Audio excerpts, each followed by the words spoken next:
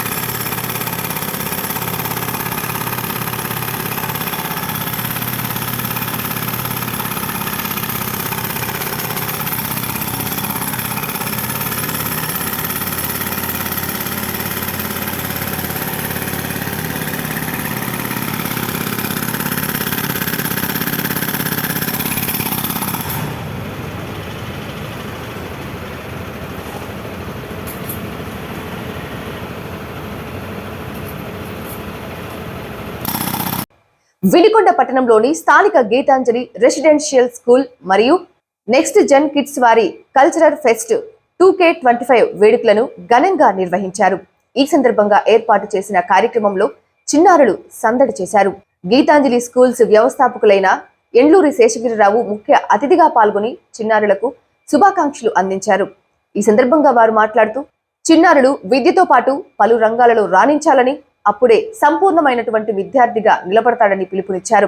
చదువుతో పాటు శారీరక దృఢత్వం కలిగించే ఆటలను తప్పక ప్రతి ఒక్కరూ ప్రోత్సహించవలసిందిగా పిలుపునిచ్చారు. అలాగే చిన్నారులు ఆటలతో తమపైన ఉన్న ఒత్తిడిని తగ్గించుకోవాలని కోరారు. ఈ సందర్భంగా ఆయన ఈ విద్యా సంవత్సరంలో మంచి ప్రోగ్రెస్ కనబరిచిన విద్యార్థులను అభినందించారు. అనంతరం చిన్నారులు ప్రదర్శించిన పలు సాంస్కృతిక కార్యక్రమాలు చూపర్లను విశేషంగా అలరించాయి. కార్యక్రమంలో principal Shrimati T Krishnaveni, correspondent Y Kishore, విద్యార్థులు, వారి తల్లిదండ్రులు, ఉపాధ్యాయులు పాల్గొన్నారు. వినికొండ మండలం జాలలపాలెం గ్రామంలో రైతుల కష్టం దొంగల పాలైందని ఓ రైతు ఆవేదన వ్యక్తం చేశాడు. రాత్రిళ్లు పొగాకు, మిర్చి పంటలు ఆరుగాలం శ్రమించి అప్పోసప్పో చేసి పండించిన రైతుల పంట దొంగల పాలవుతుంది. కళ్ళాల్లో ఆరబోసిన మిరపకాయలు, పొగాకు చెక్కులను రాత్రి వేళ అపహరించుకు వెళ్తున్నారు. ఏటా పంట ఇంటికి చేరే సమయంలో చోరీలు జరుగుతున్నాయి. వినికొండకు సమీపంలో జాలలపాలెంలో సోమవారం అర్ధరాత్రి గోనుగుంట్ల కోటేశ్వరరావు, ఆదినారాయణ ఇద్దరు రైతులకు చెందిన 3 లక్షల విలువైన 22 పొగాకు చెక్కులు అపహరించారు. ఇలాంటి సంఘటనే ఈపూరు మండలం కూచినపల్లిలో 15 రోజుల క్రితం చోటు చేసుకుంది. ఒక రైతు కళ్ళంలో ఆరబోసిన మిరపకాయలు సుమారు 15 క్వింటాలు రాత్రిపూట అపహరించారు. చోరీపై పోలీసులకు రాత్రి ఫిర్యాదు చేశామని రైతు కోటేశ్వరరావు తెలిపారు. రైతు మాట్లాడుతూ అప్పు చేసి పంటలు పండిస్తున్నాం, చేతికంది వచ్చిన పంట దొంగల పాలైంది. 6 నెలల నుంచి పంట పండించి ఒక్క క్వింటా కూడా అమ్మలేదు. 5వ తేదీన అమ్మకానికి పోవలసి ఉండగా ఇంతలో పొగాకు పంట అపహరణకు గురైంది. ప్రభుత్వం, పోలీస్ వారు స్పందించి దొంగలను పట్టుకొని తమకు న్యాయం చేయాలని రైతులు వాపోతున్నారు. రైతుని మీరు చేసి ఆ దొంగల్ని పట్టుకోవాలి, పోలీసులు చర్య తీసుకొని. కంప్లైంట్ ఏమైనా ఇచ్చారా? ఇచ్చానండి.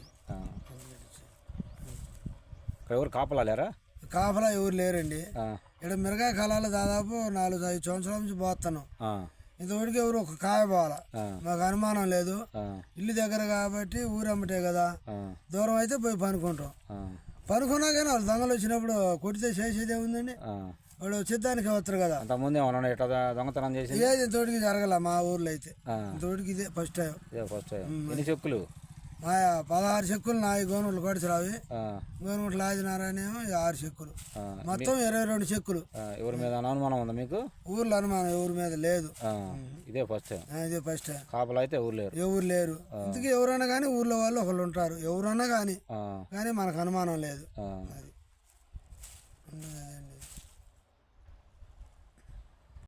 సిటీ న్యూస్ ఇంతటితో సమాప్తం. తిరిగి రేపటి సిటీ న్యూస్ లో మళ్ళీ కలుద్దాం. అంతవరకు సెలవు. నమస్కారం.